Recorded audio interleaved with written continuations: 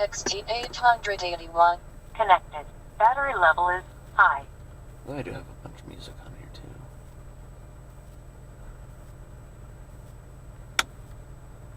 FM mode 88. My radio doesn't come in anymore. FM.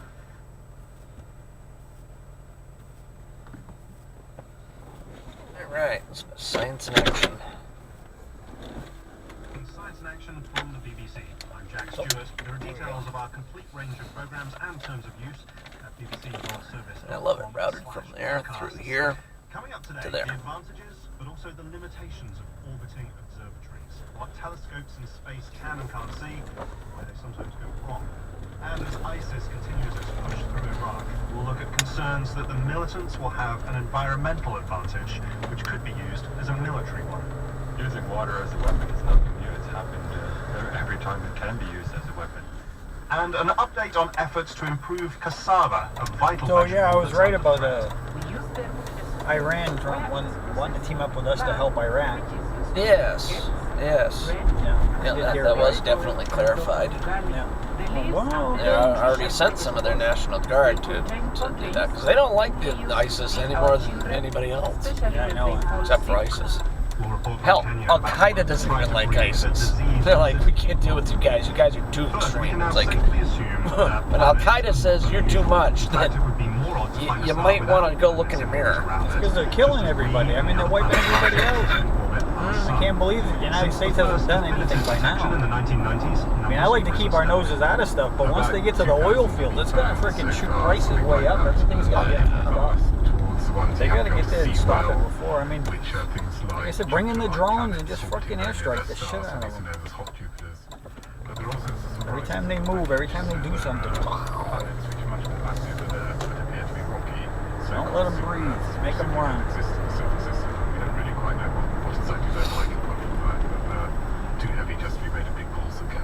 That's Professor Jonathan Tennyson from the Department of Physics and Astronomy at University College London. Now that we've established that our solar system is not unique, the next question is usually, is there life on any of those other planets? We can make some inferences as to whether there'd be hospitable. Thank you for Restart. downloading Science in Action from the BBC. I'm Jack Stewart. There are details of our complete range of programs and terms of use at bbcworldservice.com/podcasts. Coming up today, the advantages, but also the limitations of orbiting observatories. What telescopes in space can and can't see, where they sometimes go wrong. And as ISIS continues its push through Iraq, we'll look at concerns that the militants will have an environmental advantage, which could be used as a military one. Using water as a weapon is nothing new. It's happened every time it can be used as a weapon. And an update on efforts to improve cassava, a vital vegetable that's under threat. I think that first bit we missed was about planets. I like listening to my podcast this way. It's a lot better than having to plug in your earphones into that damn phone. Yeah, I like to get something like that for the We'll truck. report from Kenya about the work to try to breed a disease-resistant crop. First, we can now Play my safely iPod assume through the that stereo. planets are not Yep. unusual. In fact, it would be more odd to find a star without planets in orbit around it, just as we and the other planets of our solar system orbit our sun. Since the first definitive detection in the 1990s, numbers have risen steadily. About 2,000 have been found so far, something like that. They're heavily biased towards the ones you have to be able to see well, which are things like Jupiter-like planets orbiting very near their stars, so these are known as hot Jupiters. But there are also some surprises in the package. So there are planets which are much more massive than Earth but appear to be rocky, so-called super-Earths, which simply don't exist in the solar system. We don't really quite know what exactly they're like, apart from the fact that they're too heavy just to be made of big balls of gas. That's Professor Jonathan Tennyson from the Department of Physics and Astronomy at University College London. Now that we've established that our solar system is not unique, the next question is usually, is there life on any of those other planets? We can make some inferences as to whether they'd be hospitable to life as we know it from their size, whether they're rocky like Earth, and their distance from their sun. But it'd be nice to have something better. 20 years ago, the Galileo mission, when it was flying to Jupiter, did what was a beautiful and stupid experiment, which was that it pointed all its instruments back towards Earth and said, can we detect life on Earth? And they detected a number of things, one of which is appropriate to us. They saw radio waves, which you can consider to be a form of intelligent life on Earth. But the real killer detection was that they saw a lot of methane in an oxygen-rich atmosphere on the Earth. And given that the oxygen in the atmosphere converts that methane into water and carbon dioxide pretty much instantly, the only way there could be all this methane in the atmosphere is if there was something on the surface of the Earth making methane all the time. And in the tasteful words of the Nature article, this was done by flatulent ruminoids. So if we could spot methane on a planet around another star, we could sort of have to reach these same conclusions that there are flatulent ruminoids on that planet as well. Exactly, if it was a sort of Earth-like planet, I mean, you get methane in Jupiter and hydrogen-rich planets. Yep. That's us. a sign of life. But if you get methane in an oxygen-rich planet or some sort of Earth-like planet, that is beginning you're beginning to look on the right tracks. Ozone is It's a biological source rather than a geological one. Exactly, and of course the first time we see it we will have exactly those arguments. You gotta remember so that. Could be this, could be that. So how do we go about actually looking for methane on planets in orbit around these stars so far away? Well, to my mind the most promising technique is to look at a particular subset of the planets we've observed, and they're so-called transiting ones which pass in front of their star and then behind their star when viewed from Earth. Now this is just an accident of geometry, but maybe 1 or 2% of the planets we've observed do this. And then you can use the star as a light source. So you watch the light from the star passing through the atmosphere of the planet and you record it. And what you see is that for different colours of light, the planet appears to be different sizes. And you can then model the atmosphere of the planet and say, yes, that's a signature for water, or that's a signature for methane, and get some idea of what the composition of the atmosphere of that planet is. So if it's just a case of looking for these fingerprints, why haven't we done it already? Well, one of the obvious issues is that if you want to look at the atmosphere of a planet, it's not very good to look through the atmosphere of a planet. So you need to be in space. And as yet, we've never flown a dedicated space mission. So there have been space observations with things like the Hubble Space Telescope and Spitzer, but they were not designed for doing these particular observations. And what you need to be able to do is to stare at the planet as it transits in front of its star and as it transits behind its star over a long period, preferably gathering a very wide wavelength of light so that you can get everything all together. Because there are issues like if the star is varying while the planet is transiting, you can get corruption of your signals, but if you do it all at once, that helps take it out. You really want to gather all this data. Now we need a mission to do that, but at the moment there is not one plan. Your new work looks at what type of signals we should be looking for. Is methane something that's particularly complex to spot? Yes, methane is particularly difficult because it's a molecule which has 5 atoms in compared to water which only has 3 atoms in, so it's actually much more complicated to model how methane absorbs light. It's not difficult to spot, it's quite easy to spot, but to model really effectively how it absorbs the light both at different colours and at different temperatures is really very complicated. Each of these planets could have a different signature for methane dependent on the conditions on the planet and what it's made of and all these other things. Yes, and particularly the temperatures. So all these ways that these molecules absorb light is very temperature dependent. So how have you managed to develop a model then to sort of help guide what we should be looking for? By background, I'm a quantum mechanic, not an astronomer, so I solve the equations of quantum mechanics.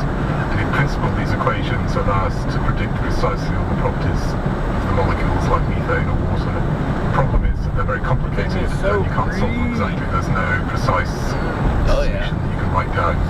So the advantage of modern computers is you can write very detailed numerical programs that give you approximate solutions. I've been reveling in the greenery lately. Solutions. This is what we've done for methane. And commiserating from it. Very modern My allergies. invented in Cambridge, which have allowed us to really solve the methane problem for how it absorbs light in a very detailed fashion and much, much more comprehensively than anyone had been able to do before, either by using measurements in the lab or by doing some computational solutions.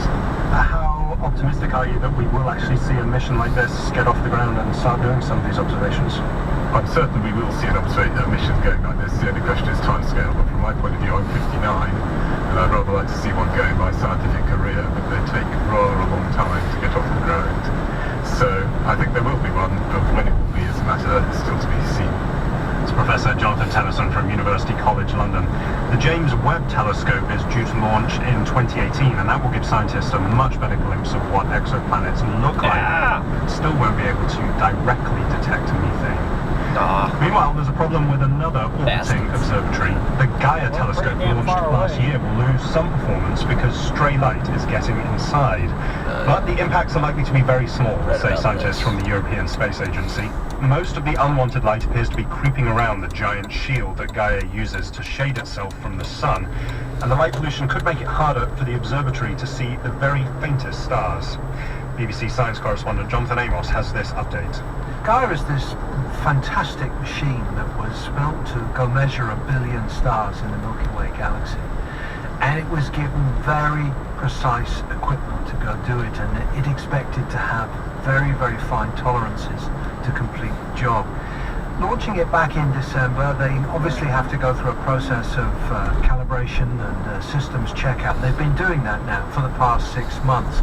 But it became quite clear very early on that more light, stray light, was getting inside the telescope than they expected. They think most of it is coming around the sides of this enormous sun shield that they have. Quite why that is unclear at the moment. Maybe it didn't deploy properly. There is also some other light that is coming just from the diffuse light of other stars on the sky. But the effect is to limit to some degree the accuracy that they can measure the faintest stars on the sky. I'll give you an example here.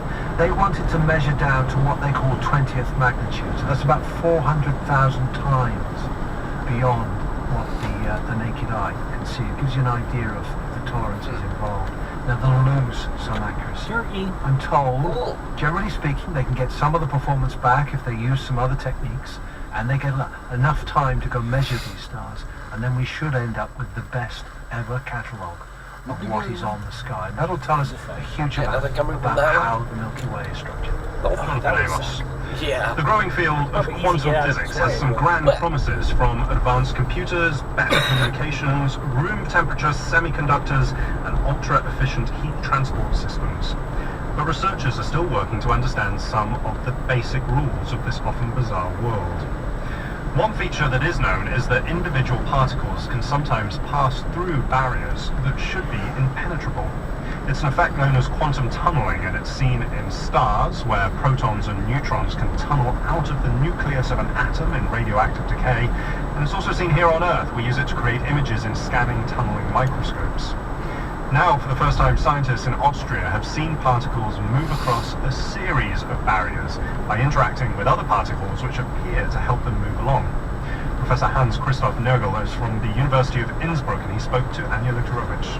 Quantum tunneling is the process where particles, could be atoms, could be electrons, could even be photons, where these particles go through a potential barrier. So they don't have the energy to go across, like going across the mountains, but they actually go through the mountain, through the potential barrier. And that's a process that's only allowed for quantum particles, because the reason actually is that they obey probability theory, which is it's quantum mechanics. It's the Schrödinger equation, and if there's a certain probability that they can live on the other side of the mountain, that actually means that they go through the mountain and not across. But what's key in this is that these particles, when they move, they have to move into an empty space. But you've managed to do something different here, haven't you? Right, yeah. So the usual situation, as one uses it, for example, in many microscopes, scanning probe, electron microscopes, for example, where one scans with the tip across the surface, the electrons tunnel out of the tip. Here the particles tunnel to sites, to an area where there are other particles. So actually the granularity of matter plays a role here. Usually for electrons, when they tunnel through a barrier, on the other side they see either nothing, or they see just an average potential of everything else, like a refractive index, like when light goes through glass or so. The electrons don't care about that there are individual particles and anything on the other side. And here it's different.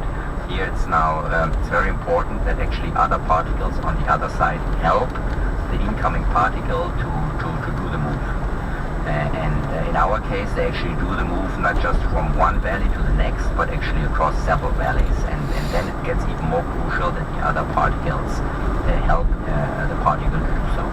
So this kind of longer distance tunneling is what you've achieved. What is exactly? And what are the practical implications of that? What we physicists think that many of the more complicated processes in nature actually involve particles that have this kind of correlated tunneling. Correlated means that particles Hello. Hello! Oh, It dear. is believed that high Hello? temperature Oh, superconducting there he goes. There he goes. Is there another one? correlated tunneling processes. So that means that tail on. in this case Yeah. electrons Put in your tail some up. solid condensed matter material, that these Yeah. electrons not just move on their own, but Staring they at us. really need Yeah. other particles. Like, what do you want? Yeah. You driving on my road It's phone? not understood, I You're should gonna say, come and after him? we hope with our kind of research Want a piece of this? shed some light on these very basic I processes. got your deer meat here, bitch! You're with the BBC. I'm Jack Stewart. Now, to Iraq, Deer with a where dude. Sunnis Yeah. by the group ISIS have taken control of the northern cities of Mosul and Tikrit in a rapid advance. There are claims that the gains they are making are not just military, but also environmental.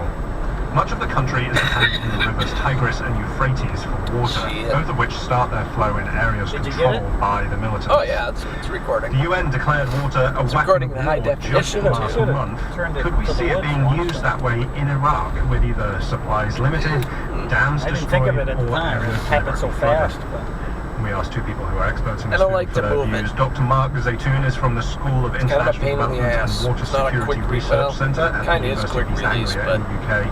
And first, Dr. Like, I know, that Tassom would've been neat. Lidani It from was the just the way he Centre for looked at us. Environmental Yeah. Policy at Imperial College I think it was a London. doe anyway. So. Yeah.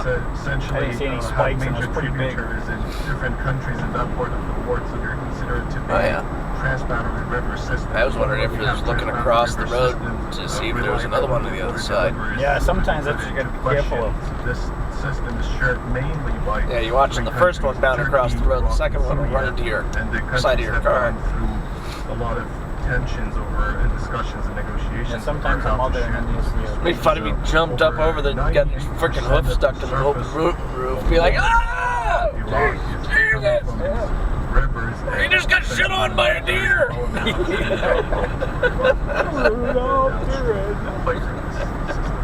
And Mark, Gonna burn the car now. Is the supply of water coming down these rivers?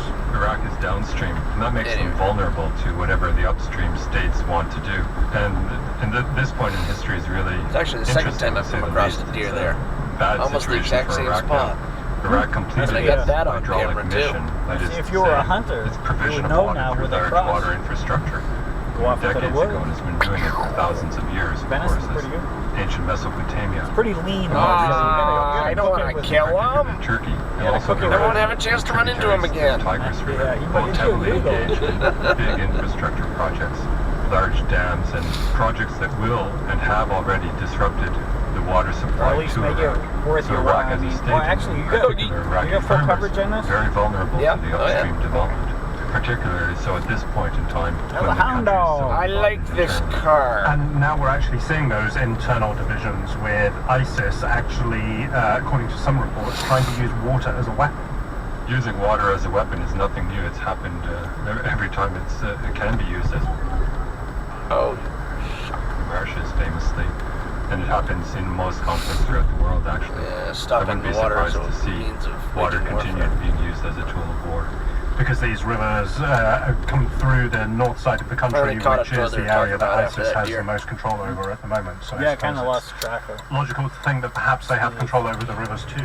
Control over There the are rivers reports in Iraq. I don't know how reliable they are about ISIS getting control over the Mosul Dam, and that's essentially the largest dam in Iraq and the fourth largest in the Middle East. It's important from the water supply point of view and also electricity. That's right, yeah. There are also reports that ISIS trying to develop get my, popularity through truck inspected. giving Yeah. cheap food and Michael water knows to them. people and cheap electricity.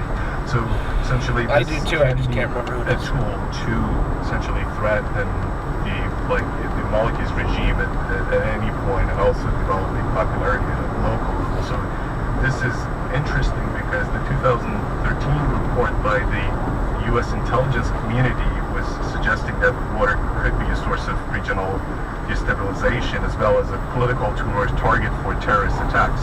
So we are not sure that this is what's happening exactly, but it can be a strong tool to establish some power and create some pressure. And also when we are talking about water, we're talking about food, we're talking about energy and all of these because they're highly interlinked. So water is a tool to create power and getting bargaining position and developing some negotiating power. Mark, I think when a lot of us think about control of resources in Iraq, we immediately think of oil. It's interesting that water can be effectively used in a weapon in this way, and that's actually something that's recognized by the United Nations as well, isn't it? Yeah, certainly there's international water law codified in the UN Watercourses Convention, which has clauses which pertain to that and obligations on all states to cooperate. There's an important distinction that we should make between oil and water. Let's say oil is certainly an object of war, and wars will be fought over oil, and indeed the Iraq War was chiefly over oil. Water is not so much an object of a war, but certainly can be used as a tool of war. But as we've said, in the control of the Mosul Dam, then that's a great case in point. But even then, it's not that easy to control. It's really not a question of like turning on or off a pipeline valve, for instance. You need a lot of capacity. You can't just stop a river completely and dry the whole river out because the water would back up behind the dam. So it's not that simple. It's not quite as acute or a tool of war as is oil, let's say. This Mosul Dam is on the River Tigris in the north of the country. Are there other important dams or bits of infrastructure that could potentially fall under control of ISIS as they move down through the country? There are some other dams on the Euphrates downstream, closer to Baghdad, and on the Diyala River and what have you. Like I said, I don't think ISIS taking control of each of these bits of infrastructure will automatically give it some leverage. And just keeping the services or keeping the river and the infrastructure running as they are, they will gain popularity amongst the people. I would say more than they can actually put pressure directly on the regime they're trying to topple. Dr. Mark Zaytoun there from the School of International Development and Water Security Research Centre at the University of East Anglia in the UK, and also Dr. Kaveh Madani from the Centre for Environmental Policy at Imperial College London on the possibility of water being used as a weapon in Iraq. They do stress, though, that water is not only a reason for conflict, it can also be a channel for peace, with people making treaties to share it across borders. Now, according to the World Food Programme, 842 million people in the world don't have enough to eat. Sub-Saharan Africa has the highest prevalence of hunger and starvation, almost a quarter of the entire population. We're following up on research that we reported on just over a year ago here on Science in Action, that a devastating crop disease is threatening cassava, which feeds some 300 million people across the continent. Scientists warned us that the potato-like crop is facing a double whammy from the cassava mosaic virus and cassava brown streak disease. Now, a project called 5CP is starting a 3-year effort that aims to deploy new virus-free resistant varieties. It will be implemented in Malawi, Kenya, Uganda, Tanzania, and Mozambique. And the aim is to provide farmers with clean planting materials and diverse cassava varieties that combine resistance to the two diseases. We wanted to see how the project is working for farmers in Kenya, so we asked reporter Sophie Mbugwa to go to the Coast Province, an area which accounts for 30% of the country's cassava production. I am in Kilifi, a resort town on the coast of Kenya, 56 kilometers northeast of Mombasa. Cassava is an indigenous crop that is fast-growing and well adapted to the dry environment. It's grown for food by small-scale farmers as it requires limited labor and provides food security during conflicts. Patience Bahabu is a resident of Mikingirini village in this county. She is also the chairlady of Basimwangaza Group, educating and mobilizing the local farmers on cassava farming. Cassava is a plant with many advantages. Can't compare it with maize. We use the root as food where it's processed into flour, which is used to bake cakes, bread, as well as make porridge and local ugali. The leaves are very nutritious vegetables as they contain proteins mainly used to feed our children, especially when they fall sick. We insist on them being fed on cassava leaves because of its nutritional value. Lack of disease-free planting materials has been a major constraint since cassava mosaic disease and the cassava brown streak disease pose serious threats in yield losses. The two diseases are transmitted by the silver leaf whitefly vectors and by diseased planting materials. As almost all the farmers obtain their planting materials from the neighbors, this helps spread disease and compound the problem. ile mihogo ya kiasili tulikuwa tukipanda. We used to plant local varieties that were easily affected by disease and attracted vectors fast. But the certified seeds we are currently using are resistant to disease as compared to the local varieties. We are also experiencing market challenges as many farmers have embraced cassava farming. As a result, scientists have played a leading role in developing improved cassava varieties, which are disease and pest resistant, low in cyanide content, drought resistant, early maturing, and high yielding. These varieties are expected to give sustainable yields of about 50% more than local varieties. The country principal investigator at the Kenya Agricultural Research Institute, Dr. Teresia Munga, explains the importance of the program. Third of the Africa cassava harvest is lost through pests and diseases, and over half of cassava in sub-Saharan Africa is affected by cassava mosaic, which in total has affected 11 countries and has caused a pandemic and is continuing to spread. According to the report from the UN's Intergovernmental Panel on Climate Change, IPCC, access to food in many African countries is projected to be severely compromised. By 2020, in some countries, yields from grain-fed agriculture could be reduced up to 50%.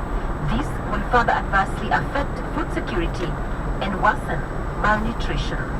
Dr. Evans Nyaboga, a scientist working on cassava transformation at the International Institute of Tropical Agriculture, expands more. For cassava mosaic disease, we have cultivars which are tolerant to the disease. Goes that way, then, of course. These cultivars get infected, but they recover from the disease. But when it comes to cassava chronistic virus, no cultivar is immune to the disease. Only a few cultivars which can be able to those adrenaline junkie squirrels. 24 months before they get reinfected with chronistic virus disease. With the increase in climate change, there will be an increase in cassava production. The new varieties have been cleaned, virus indexed and certified by the regulatory authorities. Kenya Plant Health Inspectorate Services, KEPHIS, is a national regulatory body in Kenya that is responsible for plant health and quality control of agricultural inputs and produce regulation. The plant quarantine and biosecurity station at KEPHIS virus indexed and cleaned the cassava tissues sent from the 5 countries. George Gundo, the laboratory manager, explains the tissue culture techniques used. Virus cleanup uses 2 principles, thermotherapy and meristem deep culture. Viruses are inside the plant, but they are translocated, which means they move from the initial point of infection into the entire plant through the vascular tissue. The vascular tissue is what transports food and plant material. To shut off any second. That's also the viruses. 1080p. So we use thermotherapy or heat therapy to limit the multiplication of the virus. That's why I want to watch the deer, because the plants are grown at 38 degrees. The other one was 720p. 4 weeks. And at that temperature, the proteins that are involved with the virus do not assemble very well, and therefore the multiplication of the virus will be limited. According to Dr. Munga, the project aims to increase the yields to 20 tons per hectare and to have enough for food security. The project is expected to improve the livelihood of over 30 million people in the 5 countries. Once cassava production increases, we will have enough food and the excess will be able to be sold to increase the income of the farmers. Improved cassava varieties will result to a more sustainable and reliable choice of food to mitigating hunger in Africa. Sophie Mbuga with that report from Kenya, ending Science in Action this week, which was produced by Anya Liktorovich. But there is more from us at bbcworldservice.com. Cool. Okay. Perfect timing.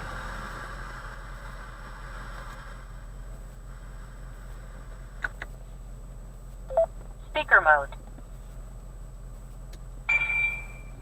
Disconnected. Voila. That's still going. All right.